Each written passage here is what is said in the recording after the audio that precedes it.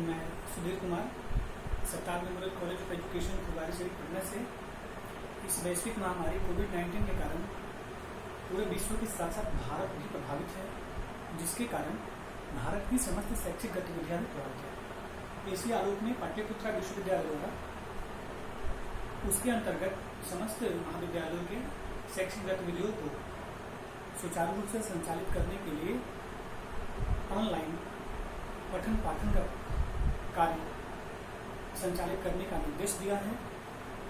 इसी आलोक में मैं बीएड प्रथम वर्ष के अंतर्गत पाठ्यक्रम में विशेष भागों में से एक विशेष भाग है लेसन प्लान पाठ्य योजना का, जो एक प्रशिक्षित शिक्षक के लिए सबसे महत्वपूर्ण भाग है। इसके माध्यम से शिक्षण न केवल पठन पाठन का कार्य बेहतर तरीके से संचालित कर पाता है, बल्कि अपने जीवन के समस्त कार्यों को सुचारू रूप से करने का मार्गदर्शन प्राप्त करता है।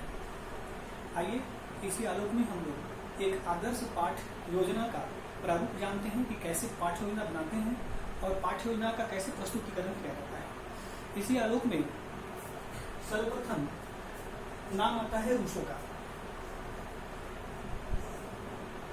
इन्होंने पारंपरिक जो प्राचीन काल से चली आ रही थी, पहले से रूढ़िवादी एक तरह से कहा जा सकता है कि परंपरागत जो तरीका था उसका उन्होंने रूसो महोदय ने उसका विशेष आलोचना किया और इसे वर्तमान समय के बालकों के अनुरूप निर्मित करने के लिए विशेष प्रस्ताव दिए, यानी अपने सुझाव दिए। इन्हीं के कार्यों को आगे बढ़ाते हुए पेस्टालोजी महोदय ने रूसो के सुझाव को आगे बढ़ाया और इसमें आधुनिक विचारधारा को पाठ्य योजना के अंतर्गत शामिल किया गया और इसे एक नया रूप दिया गया। इसी क्रम में आगे चलकर हर्बार्ट महोदय ने पाठ्यक्रम को यानी लेसन प्लान को, पाठ्य योजना को बालकों के रुचि के आधार पर निर्मित करने का प्रयास किया, जो वर्तमान तक सर्वमान्य है। इन्हें हर्बर्ट महोदय के द्वारा ही प्रतिपादित यानी सुझाव या इनके प्रारूप के आधार पर ही निर्मित पाठ्यक्रम में इस लेसन प्लान का एक विशेष महत्व है और इन्हीं के निर्देश के अनुसार इस लेसन प्लान को फॉलो किया जाता है। आइए अब इस लेसन प्लान को जानते हैं। ये आखिर लेसन प्लान है क्या? पाठ्य योजना, लेसन प्लान यानी पाठ्य योजना एक वह योजना है जिसके माध्यम से छात्र कक्ष में पढ़ाए जाने का पूर्व निर्धारित एक योजना बनाता है, जिसके माध्यम से वह सुनिश्चित कर लेता है कि हमें निर्धारित अवधि के अंतर्गत छात्रों को क्या प्रस्तुत करना है। इस तरह से छात्र जो है अपने समुचित निर्धारित लक्ष्य की प्राप्ति करते हैं और अध्यापक छात्रों को लक्ष्य प्राप्त कराने में सहायता प्रदान करते हैं। इसी आलोक में एक आदर्श पाठ्य योजना क्या प्रारूप होना चाहिए, इसमें कौन कौन से बिंदु होने चाहिए, इसमें कौन कौन से विशेष तत्व होने चाहिए, उसकी चर्चा हम करेंगे। सर्वप्रथम कोई भी छात्राध्यापक या छात्राध्यापिका जो बीएड कर रही हैं या कर रही हैं, जो किसी भी विद्यालय में जाएंगे पढ़ाने के लिए एज एक ट्रेनिंग करने के माध्यम से, तो उन्होंने जाएंगे जब वो तो एक आदर्श पाठ्य योजना वहाँ प्रस्तुत करेंगे। उसी आलोक में एक महाविद्यालय द्वारा पाठ्य योजना निर्मित करने का तरीका छात्रों को बताया जाता है और यह आशा किया जाता है कि छात्र इसे सीखकर, जानकर और अपने शिक्षण कौशल में इसका सकारात्मक प्रयोग करेंगे और छात्रों के हित में कार्य करेंगे। इसी आलोक में छात्राध्यापक या छात्र जिस विद्यालय में जाते हैं तो सर्वप्रथम जो कॉपी लेसन प्लान की होती है या प्रारूप होता है, उसके सर्वप्रथम सबसे ऊपर रहता है छात्राध्यापक का नाम, उसके बाद विद्यालय का नाम। ये दो मूल तत्व हैं जिसमें परिवर्तन की संभावनाएं नहीं होती है। यानी आपको 60 लेसन प्लान अगर बनाने हैं सेकेंड ईयर में और फर्स्ट ईयर में आपको माइक्रो ऑब्जर्वेशन अवलोकन के माध्यम से ऑब्जर्वेशन में आपको 5 लेसन प्लान बनाना है। इसमें आपको 5वें विद्यालय और छात्राध्यापक का नाम कॉमन रहेगा और बाकी 5 लेसन प्लान में पाठ्य योजना संख्या जो आपका यहाँ पे होगा 1 2 3 4 होता जाएगा और इसमें बदलाव के स्वरूप देखने को मिलेंगे। इसीलिए इसी आलोक में सर्वप्रथम तिथि इसमें उस दिनांक की चर्चा की जाती है कि जिस दिनांक में उस पाठ्यक्रम को कक्षा कक्ष में पढ़ाया जाएगा। यानी माना जाए कि मैं आज 16 तारीख को कक्षा 8 में, आज 16 तारीख को मैं विद्यालय में किसी भी कक्षा में पढ़ाने लगा और वो कक्षा है 9th। यानी तिथि जिस दिन उस पाठ्य योजना का प्रस्तुतिकरण होगा उसका दिनांक होगा।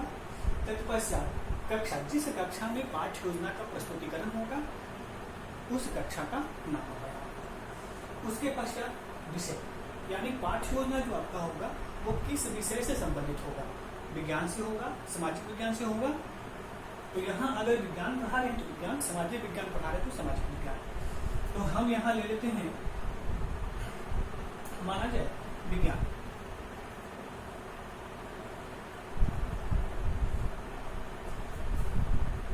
और विज्ञान में भी बहुत सारे उप विषय हैं, जैसे भौतिकी है, रसायन शास्त्र है, जीव विज्ञान है। तो अगर आप कोई ऐसा आपका जो टॉपिक जो पढ़ाना है पहले से और उसका संबंध विज्ञान के कौन से उप विषय से है, तो अगर माना जाए कि हमें बच्चे को फिजिक्स पढ़ा, भौतिकी का वो पाठ है जो प्रकरण से संबंधित होगा, जो आगे चलकर प्रकरण से स्पष्ट हो जाएगा। उप विषयों में भौतिकी, उसके बाद घंटे, यानी कौन से पीरियड में पढ़ाने जा रहे हैं, first bell, second bell, third bell, fourth bell, fifth bell, यानी कौन से पीरियड में पढ़ा रहे हैं तो उसकी संख्या होगी। तो माना जाए कि हम यहाँ गए सेकंड बेल में, और ये जो बेल होगा यानी जो मेरा आवर्त होगा, समय, पीरियड का समय कितना होगा, 40 मिनट, 45 मिनट, 60 मिनट। तो औसतन माना जाता है कि 40 से 45 मिनट का एक कक्षा होता है, यानी एक कक्षा का आवर्त का। तो हम ले लेते हैं 45 मिनट। अब प्रकरण, तो प्रकरण का उल्लेख तब तक नहीं किया जाता है कक्षा कक्ष में, यानी ब्लैक बोर्ड वर्क जब आप कर रहे हो कक्षा कक्ष में, एक आदर्श पाठ्य योजना प्रस्तुतिकरण करना हो कक्षा कक्ष में, तो उस समय कक्षा कक्ष में किसकी प्रस्तुतिकरण करेंगे, किसकी करेंगे, ये और इतना का प्रस्तुतिकरण कर देंगे कक्षा कक्ष यानी ब्लैक बोर्ड पे। उसके बाद प्रकरण टॉपिक लिखकर उसके प्रकरण का जो टॉपिक होता है, यानी जो आपका जो मुख्य बिंदु पढ़ाना है उसका प्रस्तुतिकरण यहाँ तक हम लोग नहीं करते हैं कि जब तक छात्रों से हम लोग प्रस्तावना के माध्यम से पूर्व ज्ञान की जानकारी नहीं लेते। यानी कहा जाए कि हम लोग जब तक प्रकरण को नहीं लिखेंगे जब तक कि हम प्रस्तावना को जान लेंगे। और कॉपी में लिखने क्रम में यानी पाठ्य योजना आपको मिलेगा प्रारूप, उसमें जब फिल करेंगे तो आप चाहे सेल्फ के लिए तो एक प्रोसेस से कंटिन्यूटी में चले जाओगे। तो प्रकरण मान लिया जाए कि हम पढ़ा रहे हैं ताप,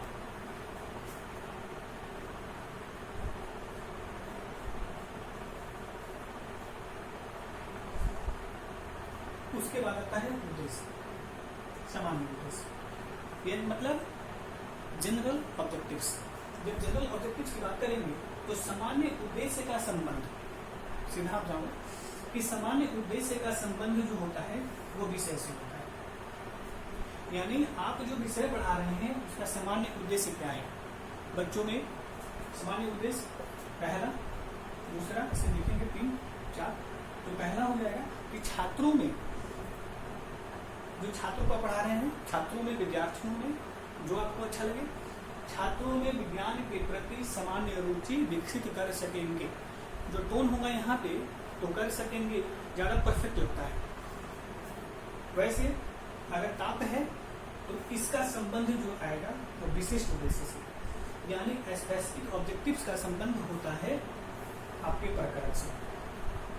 तो ऐसे आपको वाइवा में पूछा जाता है कभी कभी कि सामान्य उद्देश्य का संबंध आपके पाठ्य योजना किस पाठ से है या किस बिंदु से है। तो सामान्य उद्देश्य का संबंध आपके पाठ्य योजना के विषय से है और स्पेसिफिक यानी विशिष्ट उद्देश्य का संबंध आपके प्रकरण से है। तो विशिष्ट उद्देश्य में आपको जो सीधा हम लोग लिखते हैं प्रकरण से रिलेटेड, यानी छात्र जो हो, छात्र ताप के बारे में जानकारी प्राप्त कर सकेंगे, छात्र गर्म और ठंडे को जान सकेंगे, दोनों में अंतर पहचान सकेंगे। इस तरह से इसके विशिष्ट उद्देश्य होगा 3, 4, 5, 6 जितना नीड होगा, लेसन प्लान डिमांड करते हैं उसके अकॉर्डिंग उसके फी करते हैं। उसके बाद है सहायक सामग्री। तो सहायक सामग्री का सेंस इससे हम लोग लेते हैं कि पाठ्य योजना यानी आप पढ़ाने के क्रम में आपके ताप से रिलेटेड अगर आपका टॉपिक है तो ताप को बच्चों को पढ़ाना है तो पढ़ाने में सबसे बड़ा संबंध होता है कि रुचि कर बनाना पाठ्यक्रम को, यानी आपके टॉपिक विषय वस्तु को रुचि बनाया जाए। तो रुचिकरण बनाने के लिए हम लोग क्या करते हैं, सहायक सामग्री को बेटर से बेटर लेने का प्रयास करते हैं। तो सहायक सामग्री में क्या हो जाएगा, अगर आप चार्ट बना के जाए, मॉडल बना के लेके जाए, या फिर ताप पढ़ा रहे हैं तो आइस बर्फ का गोला अगर है आपके पास तो आइस लेके चले जाए, या हीट कोई वस्तु है उसको लेके चले जाए, या आपके लिए बेटर सहायक सामग्री को रखना पड़ेगा। कभी कभी यहाँ पे सहायक सामग्री में आपको चौक डस्टर भी लिखा हुआ मिलता है, तो कहीं कहीं इसका प्रयोग होता है, जबकि उसको कक्षा कक्ष सामग्री के रूप में उल्लेख किया गया है। उसके बाद है प्रस्तावना। तो प्रस्तावना का संबंध जब क्लासरूम में जाते हैं हम लोग तो इसका संबंध हम लोग प्रकरण से जोड़ते हैं, यानी प्रस्तावना अगर आपका टॉपिक है ताप तो बच्चे से हम लोग ऐसा क्वेश्चन करेंगे मिनिमम 3 ठो कि बच्चा जो है लास्ट में जाकर ताप के बारे में आपका जो प्रश्न पहुंच जाए। जैसे माना जाए कि प्रस्तावना है, निकालना है आपको टॉपिक यानी प्रकरण आपके इससे निकालना इंट्रोडक्शन से, तो बच्चे से पूछेंगे कि क्या बच्चों या छात्रों आप लोग आइसक्रीम खाए हैं, तो बच्चे बोलेंगे यस। तो ठंडा या गर्म, तो बोलेंगे ठंडा। कभी आप लोग चाय पिए हैं, तो बच्चा बोलेगा हाँ।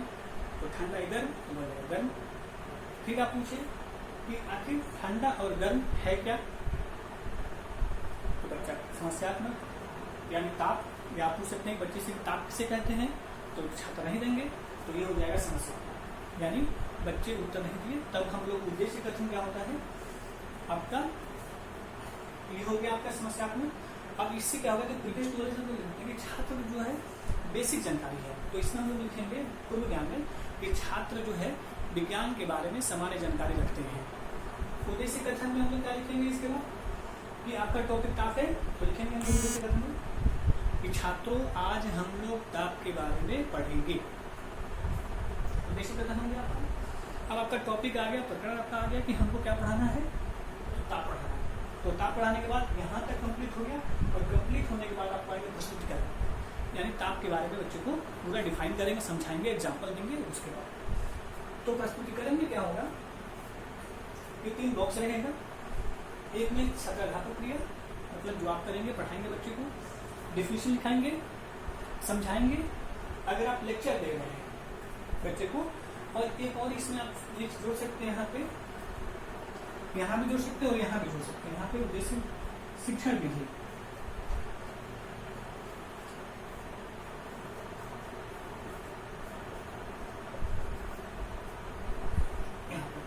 तो ये जो हो गया। और आप लेक्चर देंगे, तो जब लेक्चर देंगे तो छात्र क्या करेंगे, तो छात्र आपकी बात को सुनेंगे। तो यहाँ लिखेंगे तो छात्र क्या करेंगे कि छात्र ध्यान पूर्वक सुन रहे हैं। और अगर आप ब्लैक बोर्ड वर्क कुछ कर रहे हैं तो उसको हम लोग कॉपी में यहाँ पेस्ट करेंगे। एक कार्डबोर्ड ब्लैक आता है, उसको कट करके हम चिपकाएंगे और उसी को पेस्ट करेंगे। इसी तरह से प्रोसेस चलेगा। अगर आप ताप से रिलेटेड कोई चार्ट बना के लाए हैं तो उसी को क्या करेंगे हम लोग यहाँ चिपका देंगे, तो छात्र ध्यानपूर्वक देखेंगे या देख रहे हैं। और श्याम पाठ से रिलेटेड कोई काम किए तो लिखेंगे, छोड़ देंगे।